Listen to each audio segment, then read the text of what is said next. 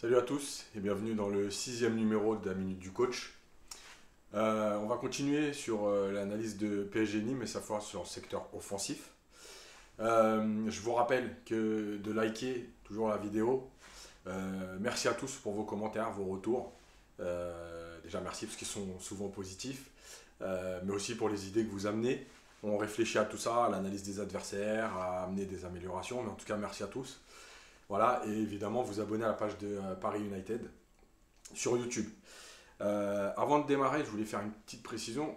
Tout ce que je fais là en analyse, alors c'est évidemment, il y a des choses très basiques du football, mais il faut toujours tenir compte qu'il y a aussi ma vision des choses, ma vision du football, ma sensibilité. Donc ce que je dis, ce n'est pas une vérité, c'est une analyse par rapport à un sentiment, par rapport à un positionnement, mais aussi par rapport à mon ressenti et ce que j'aime du football. Et en essayant de tenir compte aussi des idées de Pochettino, même si malheureusement je ne suis pas au quotidien avec lui. Donc voilà, c'est un peu tout ça. C'est pas de dire moi je détiens la vérité, c'est comme ça que ça se passe. Non, pas du tout. C'est juste des idées d'amélioration, ce qui ne fonctionne pas, pourquoi ça ne fonctionne pas. Voilà, c'est des axes d'amélioration pour tout le monde et c'est aussi donner un peu plus d'éléments par rapport à mes connaissances. Voilà, c'est juste ça. C'est pas du tout une vérité ni rien du tout. Voilà, on va partir donc sur l'analyse de l'animation offensive contre Nîmes. Alors là, j'ai pris une très grande séquence pour montrer comment le PSG s'organise, mais le manque de mouvement, ce que ça crée dans l'équipe. Alors on voit là, c'est Gay qui a le ballon ici. On voit l'équipe qui est à peu près positionnée. On voit 4 joueurs plutôt à l'intérieur du jeu. Alors au départ de l'action, il faut savoir qu'il y a toujours, dans un match, on ne peut pas faire que courir, on ne peut pas faire que des appels, donc c'est normal. Ce qu'il faut voir en fait, c'est combien de temps ça dure tout ça. Le manque de mouvement et ce qui va se passer. Donc là, Gay a le ballon. Voilà, il va être face à Paredes.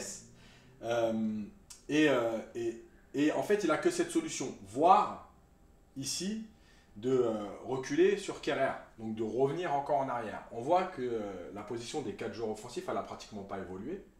Voilà, ils sont toujours au cœur du jeu. Ils ont même plutôt l'air de discuter ici, peut-être sur quelque chose. Mais en tout cas, il n'y a pas de mouvement. On continue. Voilà. Gay va donner le ballon à Paredes. Paredes va lui rendre. Et là, c'est là qu'il doit se passer quelque chose. On appelle ça des starters. À un moment donné, s'il y a un 1-2 pour attirer une équipe d'un côté, c'est automatiquement qu'on libère des espaces de l'autre côté. Et là, on voit un grand espace. Alors, Baker est là, mais si Kimpembe fait l'effort de venir ici, Baker va s'écarter. Et donc là, normalement, sur la remise, Gay doit être capable quand même de mettre un ballon, alors soit dans l'intervalle, soit si ça sort un peu tôt, un peu par-dessus, qui viendra jusqu'à Kimpembe tout de suite. Voilà. On va voir que ça ne va pas être le cas. Il va reculer. On voit les 3 joueurs ici, toujours dans le même secteur, qui n'ont pas évolué. Donc Gay va jouer le ballon en arrière et il ne se passe rien. Deuxième chose, mauvaise orientation du corps, encore une fois, de Kerrer. Avec le recul qu'il a, il devrait être capable d'être assez bien orienté pour avoir vu que de ce côté-là, il y avait un surnombre. Malheureusement, il ne le voit pas puisqu'il est mal orienté. Donc qu'est-ce qu'il fait? Il contrôle et il revient dans la densité. Du coup, on se retrouve avec 2 joueurs parisiens et un joueur un peu dans le dos contre 3 Nîmois. Là encore, c'est une perte de temps, c'est une prise de risque par une mauvaise prise d'information et une mauvaise orientation du corps. Finalement, il va jouer avec Gay qui va remettre le ballon en arrière puisque Paredes est venu demander, on ne lui a pas donné le ballon et maintenant il y a la densité, il faut absolument ressortir. Donc on va ressortir. C'est la continuité de l'action. L'action va revenir ici côté gauche, elle arrive à Sarabia.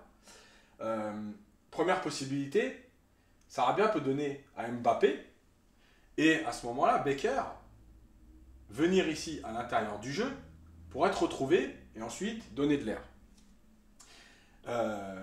On peut aussi imaginer donner à Mbappé qui se retournerait. Après ça, c'est plus du domaine technique, entre guillemets, de l'exploit individuel. Mais voilà. Ou revenir en arrière.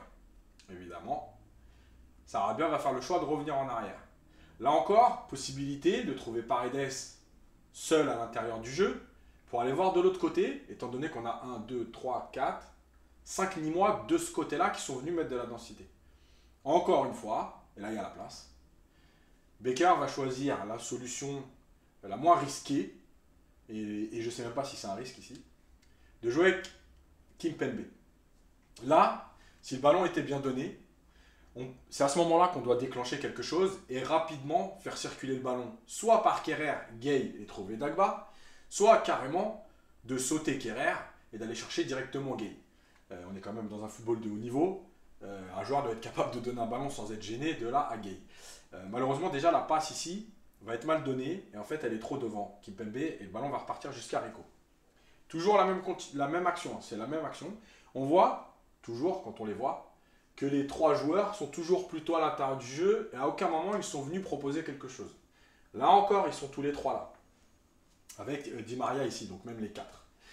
Le problème, c'est que Kerrer, quand il va avoir le ballon, quand il va le donner à Gay, au lieu de prendre du recul, il va venir avec lui. Ce qui veut dire qu'il va amener un joueur dans la densité encore une fois. Et en fait, il n'y a jamais de libération d'espace. On est toujours en train d'être trop près les uns des autres parce qu'on a peur. Là encore, Gay a trois possibilités. La première, revenir avec Kimpembe ici. La deuxième, jouer avec Paredes pour trouver Mbappé, puisqu'ici on voit bien qu'il y a un intervalle assez grand pour trouver Mbappé. Ou aller chercher Dagba côté pour emmener le bloc Nîmois de l'autre côté. Il va aller chercher Dagba qui a décroché. Là encore une fois, un espace libéré. Personne ne vient demander dans cet espace. On va revenir jusqu'à Kerrer. Encore une fois, Kerrer pourrait trouver Kimpembe pour venir ici dans cet espace complètement libéré. Et Kimpembe, avec une conduite de balle, gagner des mètres. Attirer un joueur qui sera obligé de sortir pour libérer Becker. Malheureusement, Kerrer va rendre le ballon à Gay. Et là, les Nîmois qui étaient donc en train de sortir et en place, ils sont 4 ici. Et Kerrer va faire le choix de remettre le ballon à Gay. En fait, Gay, il va venir ici. Voilà. Et finalement, il se retrouve ici, entouré. Et là, qu'est-ce qu'il faut faire? Maintenant, possibilité encore une fois de sortir ici. Mais apparemment, il n'a pas vu, il n'a pas pris l'information. Donc, on va forcer la passe. Voilà. On force la passe sur Di Maria au duel. Et les Nîmois vont récupérer le ballon. Voilà, on le voit ici. Ça, c'est une phase de conservation qui a été très très mal gérée par manque de mouvement, par manque de technique, par manque de prise d'information, par manque de prise de risque aussi. Les joueurs ont tellement peur de mal faire, ne sont pas en confiance pour certains, qu'ils ne veulent prendre aucun risque. Donc on donne le ballon à 3 mètres, on se cache un petit peu. Donc tout ça, ça crée une conservation stérile qui n'amène rien et qui en plus amène même une perte de balle. Encore une fois, c'est que Nîmes, mais contre un adversaire beaucoup plus fort, on voit le latéral nîmois là, ici, qui demande dans l'espace. Si le joueur le trouve, oui, on s'ouvre et Kerrer va être obligé d'aller couvrir, et ainsi de suite, et on crée des décalages. Là, je voulais revenir sur les appels de balles non coordonnés dont je parle souvent, et j'en avais parlé dans la précédente vidéo. C'est dès le début de match, Di Maria récupère le ballon. Là, on voit, ici, Mbappé, ici, Kean. Di Maria est seul. Alors, j'ai mis plusieurs flèches, donc je vais les expliquer. Première situation, il faut toujours prendre les flèches un peu opposées. Si Mbappé rentre à l'intérieur, Kean doit faire l'appel extérieur pour croiser, mettre du doute ici et écarter les défenseurs. Il y a un espace qui est libéré ici. Deuxième possibilité, si Mbappé décidait, bon, on voit que ça ne va pas être le cas, mais il pouvait décider au départ à la récupération de venir tout de suite ici pour prendre l'espace libéré, le défenseur qui est là aurait été obligé de s'écarter. Et s'il avait le choix de resserrer, évidemment, l'espace serait resté libre. Et donc, à ce moment-là, si Mbappé venait là, oui, Kean, il doit rester ici pour attirer le défenseur et l'obliger à rester là, en fait, plutôt qu'à aller venir couvrir. Et en fait, on va voir que les deux joueurs vont faire un appel croisé très, très court. Au lieu de prendre largement l'espace, ils vont être tous les deux à l'intérieur du jeu. Résultat, les deux défenseurs resserrent. C'est beaucoup plus simple et facile de défendre quand on est resserré. Et automatiquement, récupération du ballon nîmoise. Ça aussi, on en a parlé souvent, la coordination des appels. Les deux joueurs en fait ne peuvent pas être coordonnés. C'est toujours un qui déclenche et l'autre qui s'adapte. Là, on voit que ça ne va pas du tout. Je voulais montrer cette séquence pour expliquer pourquoi souvent les joueurs perdent des ballons. Ils ont le droit de tenter, ils ont le droit de percuter, ils ont le droit d'aller essayer. Mais il y a toujours des moments pour le faire. Et c'est là que la compréhension du jeu elle rentre en ligne de compte. Là, on voit qu'Mbappé a le ballon. Il a une possibilité d'aller chercher Di Maria à l'intérieur, qui est plutôt seul. Il y a de la densité ici. Et Mbappé va faire le choix d'aller s'enfoncer dans la densité pour éliminer. On va le voir, voilà. Il est enfermé et il va perdre le ballon.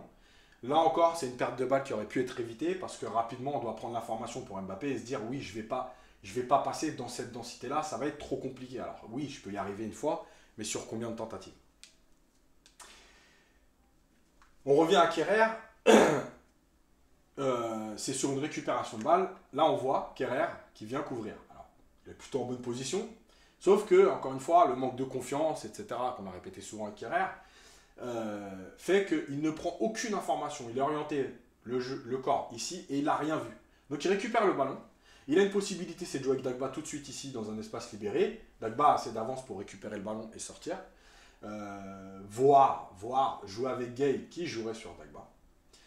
Et la meilleure possibilité à ce niveau-là, c'était d'avoir pris l'information et de sortir le ballon ici. Alors soit au sol, soit un peu piqué, mais on voit bien qu'ici, tout l'espace est libéré pour Sarabia qui pourrait alors gagner des mètres. Et malheureusement, dans la situation de Kerrer, alors encore une fois, c'est pas lui que je mets en cause, c'est lui, bien sûr que c'est lui, mais c'est plus sur sa confiance que sur sa qualité de joueur. Peut-être que dans un autre club, dans un autre contexte, il réussira tout ça. Aujourd'hui, en tout cas, ce n'est pas le cas. Et on va voir que ça relance. En plus, il dégage même pas le ballon pour se dire au moins je donne de l'air. Non, il veut essayer de relancer, on ne sait pas sur qui. Et il va perdre le ballon. Là encore, oui, c'est que Nîmes, c'est le dernier de la Ligue 1. Mais là, sur une récupération comme ça, très haute, avec des joueurs d'une qualité technique plus importante, ça peut faire très mal. Je reviens sur Paredes. Je le dis souvent, Paredes, n'est pas le meilleur joueur du monde, c'est pas le meilleur 6 du monde, mais il a une qualité de passe qu'on ne peut pas nier. Alors oui, il l'a quand il est dans un confort, mais malgré tout, quand on lui laisse un peu d'espace, il est capable de le faire. Et quand on parle souvent d'automatisme, de connexion entre les joueurs, là, Paredes, quand il a le ballon, Di Maria est là, donc il est bien situé entre les lignes. Di Maria sait que Paredes a cette qualité de passe. Et ça, c'est hyper important pour la suite de l'action. Paredes, c'est un joueur qui masque beaucoup ce qu'il fait, quand il a le temps. Et là, on voit bien que Paredes, il regarde Sarabia, qui est venu dans l'intervalle. Alors déjà, c'est très compliqué de lui mettre là, mais c'est pas grave. Le fait d'orienter son regard vers Sarabia, ça oblige les Nîmois à serrer l'intérieur. Et donc, à libérer ici un intervalle plus important. Et Di Maria, il sait ça, et il sait aussi que Paredes est capable de lui donner. Et il va s'engouffrer ici dans l'intervalle entre les deux lignes. Résultat, on voit le ballon qui est là, qui arrive. Et donc Di Maria qui va dévier pour Mbappé. Alors sur l'action, Mbappé sera hors jeu, de très peu, mais sera hors jeu. Mais c'est une action qu'on a vue aussi la semaine dernière, avec à Lorient, je crois. Non, c'est contre Montpellier. Et en fait, c'est une action qui se répète. Ça veut dire que c'est une action dont les joueurs savent à peu près ce qu'ils ont à faire. Ça veut dire que ils ont confiance les uns envers les autres. Et ça veut dire aussi que c'est une action qui est ancrée en eux. Quand il y a cette possibilité, cette action elle va se faire. C'est pratiquement la même que contre Montpellier. Et donc là, le ballon est bien donné. Dommage que ça soit joué à quelques centimètres, parce qu'on voit bien ici, là, avec la ligne, que ça se joue à un bras, à une épaule, très peu. Je voulais revenir aussi sur les buts. Le but de Sarabia, on parlait d'automatisme juste avant, bah, c'en est un. Quand Di Maria a le ballon ici, qu'il n'est pas attaqué, les joueurs parisiens savent que Di Maria aime, et le fait souvent, de mettre le ballon dans cette zone-là. On voit la position de Sarabia ici. Di Maria reçoit le ballon, Sarabia le sait, et il va lancer son appel. Et il va lancer son appel pas n'importe comment, il va lancer son appel dans cette zone-là, entre les 6 mètres et le point de pénalty, parce que c'est impossible pour le gardien d'aller la chercher, sauf s'il joue ici. Et il sait que Di Maria aime faire cette passe-là. Et évidemment, qualité technique quand même de Di Maria, qui met le ballon parfaitement sur la tête de Sarabia, qui a donc pris de l'avance sur sa course, parce que c'est lui qui déclenche, et qui va marquer le but. Ça fait partie des automatismes, ça fait partie des repères, des connexions qui existent entre les joueurs, et on sait que lui, quand il a le ballon, il est capable de faire ça, donc je peux proposer ici. Ça, c'est très important pour gagner du temps dans une action. Le but d'Mbappé, je voulais en parler parce qu'en fait, il a deux phases. La phase mauvaise construction et la phase accélération qui est intéressante. Un peu un résumé de tout ce que j'ai montré avant. Donc, on le revoit. Là, Paredes a le ballon. Il peut jouer avec Gay. Il n'est pas attaqué. Donc, à la limite, il y a un espace ici qui se libère. Pourquoi je l'ai montré? Parce qu'en fait, si Mbappé décrochait dans cette zone, alors évidemment, c'est pratiquement possible de lui donner le ballon, quoique. Mais en tout cas, ce qui est important, c'est qu'en décrochant dans cette zone, il attirerait le défenseur avec lui, qu'il ne le laisserait jamais seul. Et donc libérerait ici, si on voyait, il n'y avait plus personne, un espace pour trouver Baker dans la profondeur. Il ne va pas le faire, mais ce n'est pas très grave. Du coup, Paris va repartir sur une phase de possession. Là encore, l'action de tout à l'heure qu'on aurait pu avoir, Paredes, la preuve c'est que Di Maria, on voit bien avec ses bras qu'il demande le ballon. Paredes est capable de trouver Di Maria. Ou Gay. Ça, c'est les deux possibilités. Il va chercher Gay. Du coup, l'action va remettre un temps de construction. J'ai sauté une étape, mais le ballon va arriver à Dagba. Là, ce qui est important, c'est que Gay était là, il donne à Dagba et il va venir pousser son effort. Pourquoi c'est important? Parce qu'en fait, il attire ici un défenseur qui se dit on peut lui donner le ballon, il est en train de courir vers l'avant. Et donc, il va libérer un espace. Cet espace, il doit être utilisé à un moment donné. Et c'est ce que Di Maria va faire. Je libère un espace et un joueur vient demander dans cet espace libéré. C'est très important, ça fait partie de la coordination du jeu. Di Maria va récupérer. Là, mauvaise position du corps. Di Maria dos au jeu. Et en fait, il ne peut pas voir. Alors, il y a deux possibilités. C'est que Di Maria ait pris l'information avant ou qu'il improvise parce qu'il sait que normalement, il y a un joueur dans une zone où il peut jouer sans regarder. Et ça aussi, c'est important dans les automatismes. Parfois, des joueurs mettent un ballon dans une zone sans regarder parce qu'ils savent que ce qu'ils ont travaillé en entraînement, normalement, le joueur doit être présent dans cette zone. Donc là, il est dos au jeu.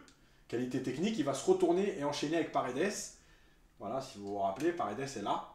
Donc Di Maria, il va contrôler et donner. Il va être suivi, mais c'est pas grave parce qu'il a quand même la qualité technique pour conserver un ballon. Il est là. Du coup, on a libéré. Je remets vite fait. Ici, ces joueurs ont été attirés. Donc on va libérer cet espace-là. Voilà. Qui est là maintenant. Là, qui le sait, et lui aussi sait que Paredes est capable de donner ce ballon. Du coup, il va faire son appel ici dans cet espace qui a été libéré. Paredes le voit, il lui donne, mais là aussi, il va continuer son action. Et là, en fait, on voit bien que le joueur nîmois ne va pas le suivre. Ici, voilà, il est là. Du coup, Paredes se retrouve seul. Là encore, on va reparler de la coordination des appels. On voit trois joueurs qui sont dans un même espace, en tout cas la lutte avec trois nîmois. Et là, la force de Mbappé sur cette action, ça va être de s'en rendre compte, alors peut-être qu'il se rend compte aussi qu'il est hors jeu, mais de stopper sa course et de s'écarter ici. Voilà. Et en fait, juste d'avoir fait ces quelques mètres, stopper sa course et s'écarter, ça lui permet d'avoir ici un espace. Et là, Paredes, encore une fois, qualité de passe, il va trouver Mbappé. Et qu'est-ce qui va se passer ici? On va voir, regardez bien la position du joueur nîmois. En fait, le joueur nîmois, il a deux solutions. Soit aller sur Mbappé directement, mais s'il y va et qu'il est trop court, Mbappé, il s'en va ici dans l'espace. Duel face au gardien. Donc, en fait, il est obligé de reculer plus bas et d'aller couvrir. Sauf qu'il doit trouver la bonne distance. Et il va le faire pour fermer son but. Sauf qu'il va le faire trop bas. Il est obligé parce qu'on connaît la vitesse d'Mbappé. Il sait que s'il est trop près de lui, il peut se faire éliminer facilement. Là, le joueur ici est trop loin. Et en fait, c'est là qu'Mbappé va prendre sa décision en regardant la position du gardien et se dire, il y a la place ici, légèrement par-dessus. Il va donc envelopper et marquer. Voilà. Encore une fois, c'est ma vision du foot avec des choses qui correspondent à tout le monde et des choses un peu plus sur ma sensibilité. Mais ça permet de voir l'animation offensive du PSG, ce qui va pas, le manque de mouvement, mais parfois aussi la prise de décision, l'accélération, et ça c'est important. Et ce que manque aujourd'hui le PSG, c'est de vitesse d'exécution. Il y a trop de touches de balle, il n'y a pas assez de prise de risque, il n'y a pas d'assez de spontanéité, ce qui fait qu'il y a toujours un contrôle de touches de balle qui permettent au bloc de se replacer. On voit que dès que ça accélère, oui, la qualité technique des Parisiens doit faire la différence, mais on ne le voit pas assez et ça doit être fait beaucoup plus souvent. Voilà, j'espère que ce 6e numéro vous aura plu. N'hésitez pas à continuer à commenter, à donner vos idées, à liker évidemment la vidéo et aussi à vous abonner à la page de Paris United. Voilà, on se retrouve normalement après le match de Marseille dimanche soir.